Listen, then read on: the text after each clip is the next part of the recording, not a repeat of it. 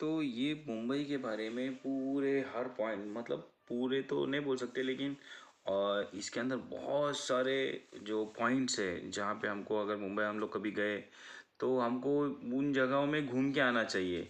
वो हमारी इल्मी एतबार से, और हमारे को बहुत सारी चीज़ों के अंदर उस इस सबक के ज़रिए से एक शहर के बारे में, जैसे इसके अंदर मुंबई लिया हुआ है, उस शहर के अंदर अभी हमारे उस शहर के बारे में हमको क्या है, अच्छे से बताया गया है कि एक शहर में बस होती है, ट्रेन होती है, रेलवे स्टेशन होता है, बड़े बड़े उसके अंदर बड़े बड़े समंदर के करीब में होटल्स होते हैं। ये सब चीज़ें जो है ये बताई गई है, जिसको हमको जाके, अगर हम कभी शहर में जाते हैं वालिदैन के साथ में या कभी बड़े होने के बाद, तो इन चीज़ों को हमको देखना चाहिए जाके, ताकि हम सिर्फ अपने काम से गए काम से आए। अगर घूमने गए तो हम लोग क्या जाते, एक आध वाटर पार्क वगैरह जाते, लेकिन इसके अंदर कैसा है, सबक के अंदर क्या बताया कि हमको घूमना है हर अलग अलग जगहों में जाके, ताकि हमको उस शहर की खूबसूरती भी समझ में आए। तो चलो बच्चों, हम लोग अब अपनी सबक को शुरुआत करते हैं। ये सबक लिखे है फ़ारूक सैयद, जो इस सबक के इस सबक के मुसन्निफ़ हैं। इन्होंने 1968 की इनकी पैदाइश है, और इन्होंने बहुत अच्छा खत लिखे है अपने वालिद के नाम पे, जिसमें इन्होंने हमको बहुत अच्छे से बताया है। जैसे अभी चलो शुरू करते हैं। अस शाह इम्तियाज़ बशीर, ये कहते देखो एक बहुत अच्छा तरीका है ये खत लिखने के लिए ना। हम अगर किसी को खत लिखते तो एक बहुत अच्छा तरीका है कि अपना नाम लिख लिए, हाँ, उसके बाद जिनका खत लिखा जा रहा है उनका नाम है, कहाँ उनका एड्रेस है यहाँ, और किस तारीख को लिखा जा रहा है। फिर प्यारे अब्बा जान, देखो कितना अच्छा अल्फाज इस्तेमाल किया, प्यारे अब्बा जान अस्सलाम वालेकुम। ये क्या है, इसको ये जो पैटर्न है ना, ये बहुत प्यारा पैटर्न है। इस तरह से हमको खत लिखने आना चाहिए। ये खत के ज़रिए से हमको एक खत लिखने का पैटर्न भी समझ में आता है कि इस तरह खत भी लिखा जाता है। आपकी दुआओं से मैं यहाँ खैरियत से हूँ। कहाँ पे? मुंबई में। मुझे मुंबई पहुँचे 8 रोज़ हो चुके। चचा जान के साथ मुंबई के मशहूर इमारतों और मुकामात को की सैर कर चुका हूँ। इतवार की सुबह में छत्रपति शिवाजी टर्मिनस पहुँचा। अब छत्रपति शिवाजी टर्मिनस क्या है? ये स्टेशन का नाम है। जब मुंबई में हम लोग अगर कभी जाते तो मुंबई का जो सबसे बड़ा रेलवे स्टेशन है वो क्या है? छत्रपति शिवाजी टर्मिनस, जो पहले वीटी के नाम से पहचाना जाता था। अभी उसका नाम क्या है? छत्रपति शिवाजी टर्मिनस। अब चचा जान मुझे लेने के लिए स्टेशन पहुंच चुके थे। पहली मर्तबा इतना बड़ा स्टेशन देखकर मैं दंग रह गया। चचा जान ने बताया कि स्टेशन की इस इमारत को हाल में कौमी विरसे की इमारतों में शामिल किया गया। स्टेशन के बाहर निकलकर टैक्सी के जरिए हम चचा जान के साथ घर की तरफ रवाना हुए। अब वो क्या हुआ, स्टेशन से बाहर निकले, बाहर जैसे आएंगे ना आप स्टेशन से, तो टैक्सी वगैरह, टैक्सी सर्विसेज है, बस की सर्विसेज है, तो इन्होंने क्या किया, टैक्सी के ज़रिए से लोग बाहर आए। अब टैक्सी के ज़रिए से बाहर आए और घर की तरफ रवाना हुए। स्टेशन के सामने मुंबई महानगर पालिका। मुंबई महानगर पालिका यानी कैसा? अभी हमारे इधर जैसे गांव की तरफ अगर जाएंगे तो गांव में क्या रहते हैं, पंचायत रहती है, उसके बाद तलाटी ऑफिस रहता है। वैसे अगर आप शहरों में जाएंगे तो थोड़े थोड़े बड़े शहर में जाएंगे तो उधर नगर पालिका रहती। अब मुंबई जो है इधर क्या रहती, महानगर पालिका रहती है। बड़ा शहर है ये, तो उसको महानगर पालिका बोलते हैं, बीएमसी भी उसको बोलते हैं। महानगर पालिका की बहुत बड़ी इमारत है। उसके करीब अंजुमन इस्लाम की तालीमी इदारा, और ज़रा आगे हज हाउस है। अब अंजुमन जो है, जो अंजुमन का हेड ऑफिस बोल सकते हैं आप उसको, कि वो वहाँ पे है, वीटी में ही है, मतलब सी छत्रपति शिवाजी टर्मिनस, जिसको सीएसटी भी बोलते हैं। और थोड़ा सा आगे जाएंगे तो हज हाउस है। ये हज हाउस की फ़ोटो है, ये हज हाउस की फ़ोटो है। और ये जो तस्वीर है, ये शिवाजी टर्मिनस जो है, छत्रपति शिवाजी टर्मिनस, उसकी फ़ोटो ये है। ये बहुत बड़ी, बहुत पुरानी इमारत है, पूरी पत्थरों से बनाई हुई, अंग्रेज़ों के ज़माने में यहाँ से बड़े लेन देन करते थे अंग्रेज़। हज हाउस यहाँ से क्या होता है, पूरे हिंदुस्तान के जो हाजी लोग हैं उनको यहाँ से हज के लिए भेजा जाता है। यहाँ से बहुत सस्ते में हज के लिए जाते हैं लोग। अगर आप कभी मुंबई आए और हज हाउस गए तो वहाँ पे हर साल कई सैकड़ों लोगों को, हज़ारों में लोगों को हज के लिए भेजा जाता है। अपने खर्चे से ही जाते हैं, हर इंसान अपने ही खर्चे से जाता है, लेकिन कैसा है कि वो जो खर्चा है वो बहुत कम होता है। अगर हम प्राइवेट में जाएंगे तो प्राइवेट का खर्चे बहुत ज़्यादा होते हैं, अगर इधर से जाएंगे तो इसके खर्चे बहुत कम होते हैं। ठीक है, तो फिर हम आगे बढ़ते हैं। अभी दूसरे दिन हम गेटवे ऑफ इंडिया देखने के लिए गए। अब गेटवे ऑफ इंडिया क्या है गेटवे ऑफ इंडिया जो है वो समंदर के करीब एक जगह का नाम है, जो इन गेटवे, यहाँ मोटर बोट के ज़रिए समंदर की सैर कराई जाती है। समंदर को लगा हुआ है तो अंदर क्या बोट वगैरह से घूमते हैं। गेटवे ऑफ इंडिया से लाइट हाउस का नज़ारा बहुत खूब है। सामने होटल ताजमहल पैलेस की शानदार इमारत खड़ी है। जो अपन ताज होटल बोलते हैं ना, वो ताज होटल जो इसको बोलते हैं ताजमहल होटल, वो वहाँ पे है। बहुत बड़ा होटल है जिसको अभी टाटा ग्रुप ने खरीदा हुआ है। और ये बड़ा शानदार 5 स्टार होटल है ये।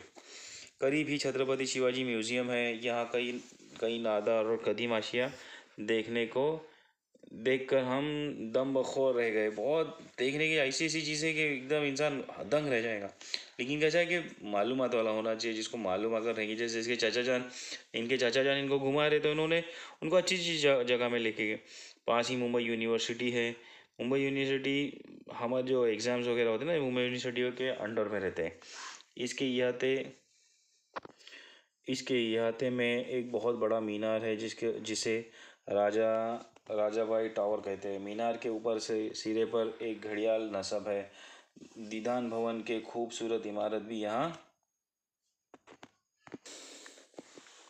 कुछ फासले पर वाक़ है। आसमान के को छूती हुई ऊंची ऊंची इमारतों वाले इस इलाके की को नरीमन पॉइंट कहते हैं। अब नरीमन पॉइंट जो है ना, ये यहाँ पे बड़ी ऊंची ऊंची इमारतें। नरीमन पॉइंट वहाँ का बहुत महंगा एरिया है, बोल सकते हैं बहुत महंगा। तो वहाँ पे इमारतें भी वैसी ऊंची ऊंची है। हमने लोकल ट्रेन के ज़रिए चर्च गेट से चरनी रोड जाने का फ़ैसला किया। अब चर्च गेट जो है ये वीटी जैसे छत्रपति शिवाजी टर्मिनस है, उसी तरह चर्च गेट भी एक बहुत बड़ा स्टेशन है। ये भी बहुत पुराना स्टेशन है और ये दोनों करीब करीब स्टेशन है। लेकिन कैसा है कि चर्च गेट स्टेशन जो है ये वेस्टर्न लाइन बोलते हैं उसको, और छत्रपति शिवाजी टर्मिनस वाला है उसको मेन लाइन बोलते हैं और सेंट्रल लाइन बोलते हैं। तो ये क्या कर रहे हैं अभी पहले उतरे थे कहाँ पे, सेंट्रल लाइन में उतरे थे। अब ये जाने वाले हैं वेस्टर्न लाइन की तरफ। यानी चर्च गेट से इन्होंने सफ़र कहाँ का शुरू किया, चरनी रोड की तरफ। चरनी रोड कुछ थोड़े से फासले पर, कुछ स्टेशन छोड़ने के बाद चरनी रोड स्टेशन आता है, जहाँ मछली घर है। ये हम ट्रेन में सवार हुए। अल्लाह की पनाह, लोग डब्बे में इस तरह सवार हो रहे थे जैसे कोई बेरहमी से उन्हें डब्बे में ठोस रहा हो। इतनी भीड़ रहती है ना ट्रेन के अंदर। अगर आप सफ़र करेंगे, जब मुंबई जाएंगे तो आप देखेंगे लोकल ट्रेन के अंदर सफ़र करके कि ट्रेन के अंदर इतने हुजूम में। यानी अगर आपको खड़े रहने के लिए जगह चाहिए तो ट्रेन के बारे में आता है कि भाई ट्रेन में आपको जगह मिलती नहीं है, ट्रेन में आपको जगह बनानी पड़ती है। ये ज़िंदगी सिखाती है हमको ट्रेन के, हमको जगह कहीं मिलती नहीं है, हमको अपनी जगह बनाना पड़ती है। तो ये ट्रेन के डब्बे के अंदर लोग इस तरह भरे हुए रहते, इस तरह भरे हुए रहते कि आप अपने आप को हिला भी नहीं सकते। इतने ठोस ठोस के भरे हुए रहते, ऐसा लगता है जैसे किसी ने उनको ठोस दिया हो। बड़ी मुश्किल से हम चंद्र रोड स्टेशन उतरे।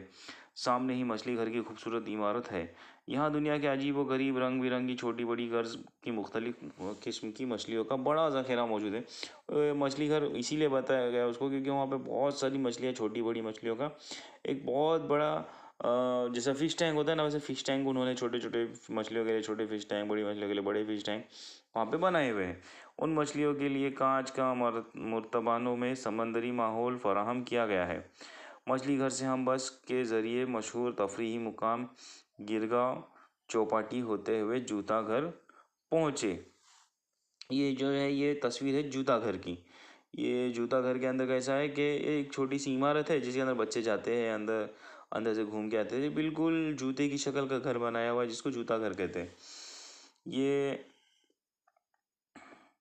ये जिस बाग में वाक़ है उसे कमला नेहरू पार्क कहते हैं। कमला नेहरू पार्क बोलते हैं इसको। दूसरे दिन हम डबल डेकर बस में सफ़र का मज़ा लेते हुए मशहूर चिड़ियाघर रानी बाग पहुँचे। अब देखो डबल डेकर बस जो है यहाँ पे है, ये जो दूसरी दूसरी फ़ोटो है यहाँ पे डबल डेकर बस है। ये मुंबई की बहुत मशहूर बस है जो अभी बहुत लिमिटेड है, बहुत कम दिखते हैं ये बस अभी मुंबई के अंदर भी। ठीक है। फिर हम वहाँ से कहाँ गए लोग, मशहूर चिड़ियाघर रानी बाग है। रानी बाग ये बहुत पुराना वहाँ पे चिड़ियाघर है जहाँ पे अलग अलग तरह के परिंदे, जानवर, जंगली जानवर, समुद्री जानवर, बहुत सारे अलग अलग तरह के जानवर रखे। हत्ता के शेर भी, अगर शेर देखे तो मैं तो डरा था बाबा जब गया था तब। यहाँ तरह तरह के जानवर और परिंदे हमने देखे। फिर हम हाजी अली के लिए रवाना हुए।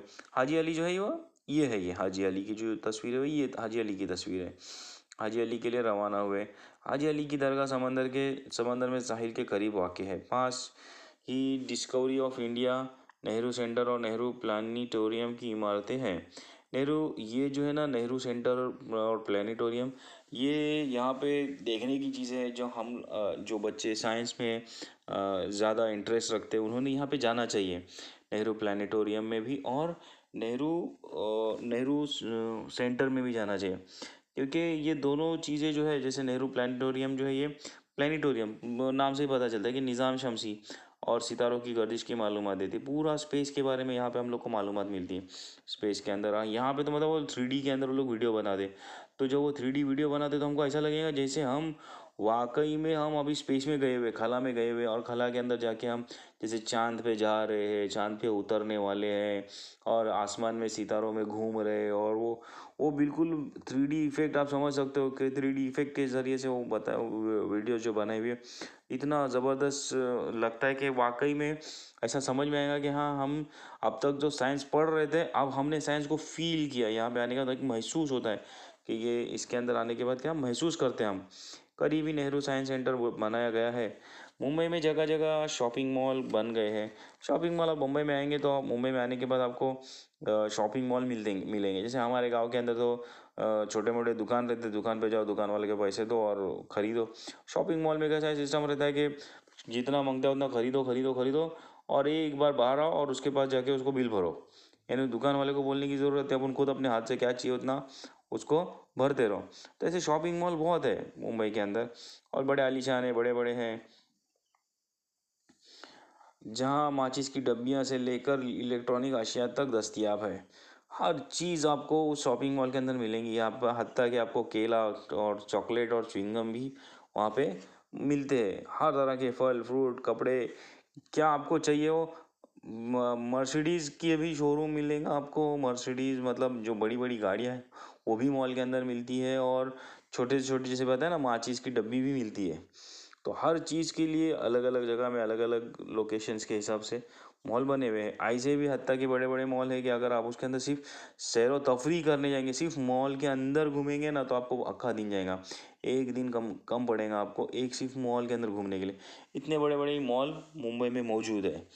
चाचा जान ने बताया कि मुंबई में जगह की किल्लत, आबादी और सवारियों की कसरत से बेशुमार मसाइल पैदा हो गए। गुज़िश्ता चंद वर्षों से इन मसाइल पर काबू पाने की कोशिश की जा रही है। स्टेशनों के पास भीड़ भाड़ के से बचने के लिए ऊंचे ऊंचे स्काई वॉक बनाए गए हैं। ये स्काई वॉक क्या है, स्टेशन से जो लोग सफ़र करते हैं ना, ट्रेन से जो सफ़र करते हैं, ट्रेन से सफ़र करने जब से ही ट्रेन स्टेशन पे पहुंचेंगे तो स्टेशन से बाहर निकलेंगे तो बहुत भीड़ होती है। अब बहुत भीड़ होने की जैसे क्या होता था, जो नीचे से गाड़ियाँ चलती रहती थी, वो गाड़ियाँ चलती हुई गाड़ियों को भी की स्पीड भी स्लो होती है लोगों की वजह चलने की वजह से, और लोगों को भी जो उनको एक डर रहता है एक्सीडेंट वगैरह होने का, कभी पीछे से कोई गाड़ी अगर ठोक न दे। एक ऑलरेडी कंजेस्टेड है, बहुत ही जगह की किल्लत है। और उसके बाद जब हम बाहर आएंगे तो लोग हर एक जन अपनी रफ्तार में रहता है, बहुत स्पीड में रहता है, कभी आके लगा न दे, अपने को उड़ा न दे। तो उसके लिए क्या किया, वहाँ पे जो अक्सर स्टेशनों के इधर क्या हुआ है, स्काई वॉक बना है। स्काई वॉक यानी जैसे अपन वो चलने के लिए बनाया है कि रास्ता क्रॉस करने के लिए एक लंबे डिस्टेंस तक हमको ज़मीन पर से न चलने के बजाय ऊपर से चलने के लिए ब्रिज जैसा बनाया हुआ है, इसको स्काई वॉक बोलते हैं। बांद्रा के करीब समंदर में बना हुआ सीलिंग इंजीनियरिंग का शानदार शाहकार है। ये पुल सुतूनों और फौलादी कमानियों पर बना हुआ है।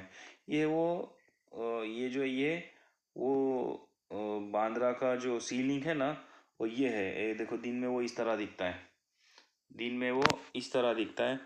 और ये बहुत ही खूबसूरत बनाया हुआ है। इसको रात में देखेंगे, दिन में भी बहुत खूबसूरत दिखता है और रात में भी उतना ही वो खूबसूरत दिखता है। अब इसको देखने के लिए मतलब अगर मुंबई में आया है कोई और अगर उसने ये सीलिंग नहीं देखा, तो ऐसा समझो कि उसने मुंबई में एक शानदार चीज़ ही नहीं देखा कोई, इतने खूबसूरत बनाया हुआ है उसको। रात में इस पुल पर जगमगाती हुई रोशनियाँ और उस पर से गुजरती हुई मोटरें इंतहाई दिलफरेब मंजर पेश करती हैं। आजकल मुंबई में मोनोरेल और मेट्रो रेल के बड़े चर्चे हैं। मोनो रेल और मेट्रो रेल। अब पहले तो हम जो लोकल ट्रेन देखे वो, अब ये जो है ये कैसा, ये ऊपर से जाते हैं, और नॉर्मल ट्रेन जो थी वो कैसा थी, नीचे ज़मीन पे उनकी पटरियाँ बनाई हुई है, और इनके लिए क्या हुआ है, ऊपर से ब्रिज बनाए हुए, देखो ये कैसा ज़मीन से ऊपर इनके ब्रिज बनाए हुए, उसके ऊपर से इनको मोनो रेल में सिर्फ 4 डब्बे होते हैं। मोनो रेल 4 डब्बे वाली छोटी ट्रेन, उसको मोनो रेल कहते हैं। जबकि मेट्रो रेल में डब्बों की तादाद ज़्यादा होती है। मेट्रो के अंदर जो है तादाद थोड़ी ज़्यादा है, यानी 10-12 डब्बे भी रहते हैं, 8-10-12, डिपेंड करता है आप किस ट्रेन से सफ़र कर रहे हो। इंतहाई ऊंचाई पर बने हुए पुलों पर पटरियां बिछाई गई है। ये ट्रेनें उन्हीं पटरियों पर दौड़ती है। दोनों किस्म की ट्रेनों में खुद कार दरवाजे हैं जो स्टेशन आने पर खुद ब खुद खुलते और बंद होते हैं। इनके जो दरवाजे हैं, ये जो ट्रेन्स हैं, जैसे जो लोकल ट्रेन थी उसके अंदर दरवाजे ही नहीं रहते, दरवाजे नहीं रहते यानी वो दरवाजे खोल के उनको लॉक किया जाता है, खोल के उनको लॉक किया जाता है कि वो बंद नहीं करने का, बार बार बंद नहीं किया जाते। जबकि ये मेट्रो ट्रेन के चूँकि ऑलरेडी ब्रिज के ऊपर से चलते हैं, अगर खुदा न खासा कभी कोई गिरा तो 100% मरना है उसको। इतनी खतरनाक, इतनी इतनी हाइट पर से, इतनी ऊंचाई से वो चलती है ट्रेनें, और उनकी स्पीड भी होती है उतनी। अब वो गिरेगा अगर किधर, ना तो ज़मीन पे गिरेगा, और ज़मीन पे जहाँ गिरेगा नीचे भी कोई गाड़ी वाला होगा, मतलब वो खुद भी जा रहा है, नीचे किसी गाड़ी वाले को भी उड़ा रहा है। तो वो उसके लिए दरवाजे भी उन्होंने क्या ऑटोमेटिक सिस्टम बनाए हुए कि वो दरवाजे खुद ब खुद स्टेशन आया तो खुलते हैं, और स्टेशन से गाड़ी छूटने से पहले पूरे लॉक होते हैं, यानी किसी को उसमें से बाहर निकलने की कोई गुंजाइश नहीं होती, आधे रास्ते में खुलते और बंद होते हैं। मुख्तसर ये कि मुंबई में जगह जगह तफरीही मकामात, और ये शहर अपनी खूबसूरती और तरक्की की वजह से दुनिया के अहम शहरों में शुमार होता है। मैं घर आऊँगा तो यहाँ की सारी तस्वीरें आपको दिखाऊंगा, आप बहुत खुश होंगे। अम्मी और आपा को आदाब, आपका प्यारा बेटा इम्तियाज़। तो इस तरह जो इन्होंने अपने ख़त के ज़रिए से एक मुंबई की बहुत अच्छी मालूमात हमको बताई है।